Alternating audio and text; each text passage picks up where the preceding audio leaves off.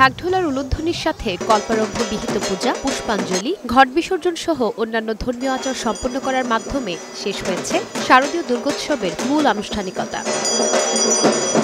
নাচে গানে আর বিজয়ের উল্লাসে মেতে উঠেছিল সনাতন ধর্মাবলম্বীরা।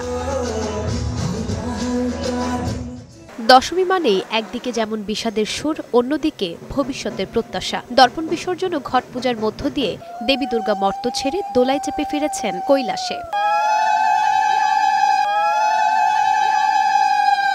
দেবী দুর্গার বিদায়ের আগে মণ্ডপে সিঁদুর খেলায় মেতে ওঠেন সদবা নারীরা। উদ্দেশ্য স্মৃতির সিঁদুর অক্ষত রাখা। দেবীর চরণের সিঁদুর নিয়ে নিজেদের রাঙিয়ে তোলেন তারা। আমরা সতী নারীরা সবসময় সিঁদুর দিয়ে নিজেদেরকে রাঙিয়ে তুলি। স্বামীর মঙ্গল কামনায়, পরিবারের মঙ্গল কামনায় এই সিঁদুরটা পরে থাকে। সিঁদুর খেলা শেষে শেষবারের মতো দেবী দুর্গাকে প্রাণ ভরে দেখতে উপচে পড়া ভিড় ছিল মণ্ডপগুলোতে। বিদায় বেলায় মন খারাপ হলেও পূর্ণতার প্রত্যাশা নিয়ে আবারও ফিরবেন দুর্গা, এমনটাই প্রত্যাশা তাদের।